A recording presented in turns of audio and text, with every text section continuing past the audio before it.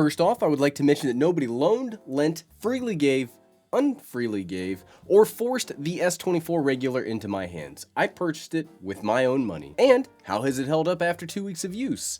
In short, it's great. We'll dive into more of that throughout the video, but bottom line up front, I was not prepared for this to have all of the positives of the more expensive options like the S24 Ultra with almost none of the negatives. So let's quickly go over specs and ordering information if this is your first time hearing about this small yet mighty phone. The S24 regular comes in at a base model price of $799. For that money, you'll get the latest Snapdragon 8 Gen 3 processor, depending on location. You'll get 8GB of internal RAM, 128GB of storage, and several colors to choose from. Personally, I went with orange. I don't know why, but I was definitely in a citrus mood this time around with the Galaxy phones. You can also get big chunks off for trading in other tech. So like I've previously mentioned, if you are paying full retail price for one of these Samsung devices, you're probably doing something wrong. But for the dislikes on the phone, I only have one complaint, but it's more like a nitpick than an actual complaint. I don't like the orange color that much. I really like the orange on the S24 Ultra, but I think that's because the silvered edges contrast the orange on the back and make it really just pop out and look so good.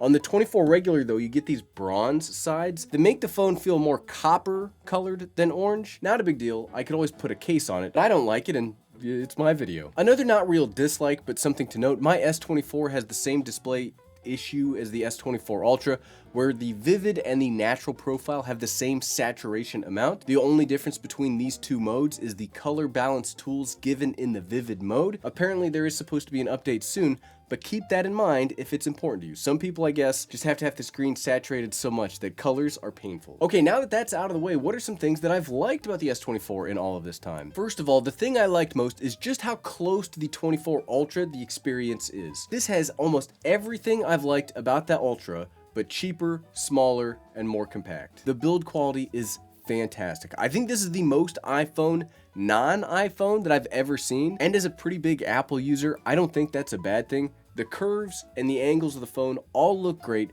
but most importantly, feel great in the hand. Like, yes, I want my tech to look cool, but if it can look cool and like feels great to use at the same time, well, that's a win-win. This is just so comfortable to hold, both when using apps or browsing the internet, but it's also so much easier to hold when running, and we all know how important that is to me. I think the design looks better overall because of the smaller amount of cameras on the back. Yes, you'll lose some focal lengths compared to the bigger phone, but let's be real.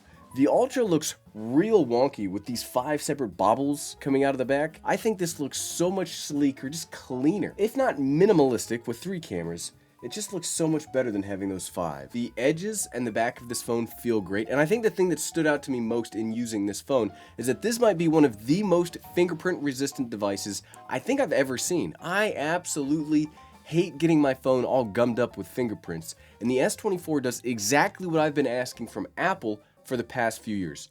Frosted glass back for wireless charging, but also matte sides to keep them from looking so gross. You've watched me right here. Even if I had cleaned this before the video, I've been touching this the whole time and I don't see a single fingerprint on this thing. Speaking of the cameras, I think these are also fine, if not excellent. You are getting a 50 megapixel main camera instead of a 200 megapixel main camera compared to the Ultra, but megapixels aren't everything. They matter more when you're taking photos that need to be printed on billboard or larger prints. So if you're just doing social media posts or just regular old stuff, it's gonna be 50 megapixels is totally fine. What's most impressed me about the S24 regular though is how well it works indoors with artificial lighting.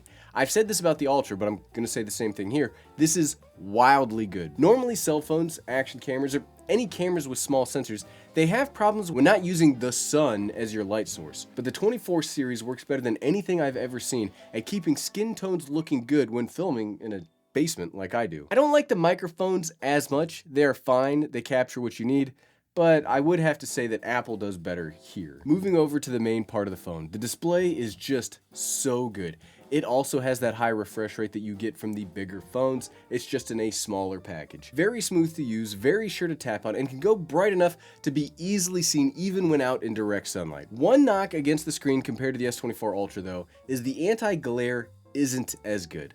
Not to say the phone is harder to use, but you can absolutely tell the difference side by side. And a lot of times when I talk about displays, you actually have to have both up in front of your face to see any minute differences. The striking difference isn't that the S24 is bad, but it's how much better the Ultra is. You don't really have to worry about the glare too much because the 24 regular goes so bright, it can be almost painful to look at indoors and just overpowers those glares. My light meter clocked this in at 650 lux, which is right up there with the iPhone 15 Pro Max. This thing is shockingly bright. Something else I've liked about the display is the built-in fingerprint reader. Yes, this does both face unlocking and fingerprint unlocking, but I've really liked being able to unlock the phone in my natural motion of picking it up. This reminds me of Apple's Touch ID from way back in the day. It feels so long ago. Personally, I always use biometric authentication, and I like it more when it's activated in natural use of the device. I don't like having to tap somewhere else on a different button. I haven't yet had a single missed unlock, and that's way better than I've seen with Samsung tech in the past. Seriously, thumbs up. Get it? Because you use your thumb for authentication. Performance also has been excellent. I was kind of concerned that due to the lack of internal RAM, we might have issues when multitasking as much as I did on the Ultra, but even when I've had multiple windows open at the same time in Dex doing multiple things at once, the phone still felt very responsive, felt very snappy. It still felt like a little laptop. I've not noticed a slowdown in the operating system. This will also get the same 7 years of updates as the rest of the 24 lineup.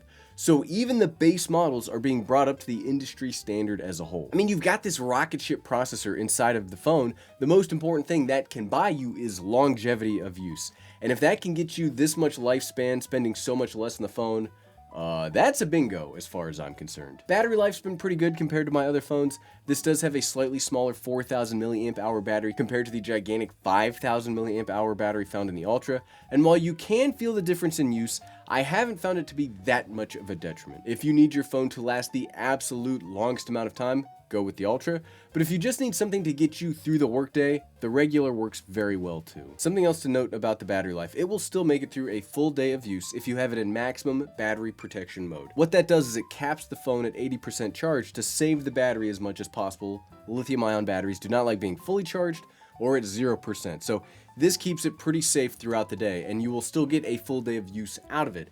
Then if you need to travel and you need the most amount of battery, you can turn that off and makes it even more versatile. But the thing I've liked most of all about the S24 is the same thing I liked most of all about the S24 Ultra, the modularity. I would argue this is even better on the 24 regular because of it being smaller and cheaper. Just like the Ultra, you can take this and go from just a phone to an actual little home computer. I will leave a link to the accessory video in the description below, but suffice to say, with a few key components that also don't cost that much, you can build this up or down in a ton of different and very unique ways that make the whole thing so awesome as a travel tech platform. This is not just a phone, but it's an actual modular tech ecosystem by itself. Also, something I didn't notice on the Ultra but did notice on the regular, when in Dex mode you can turn this into a little trackpad, so you don't even need to buy a mouse. Why did none of you mention this in the comments? The trackpad was crazy accurate, recognized normal trackpad-esque gestures, and saved me so much space on both my table and my travel bag. That might actually be my favorite part about the whole video. I'm sure the Ultra can do the same and I just didn't find it, but this blew me away when I started using it. Okay, Gary, great. You liked a lot about the phone. Would you recommend it? Yes, I absolutely would. No asterisks this time around. You get 99% of the things I loved about the Ultra, but for way less money. You can do so much here and it's just so good.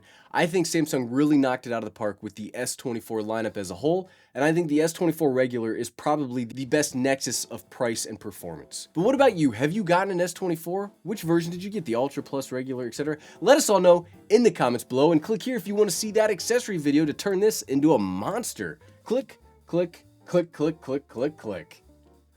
Thanks for watching.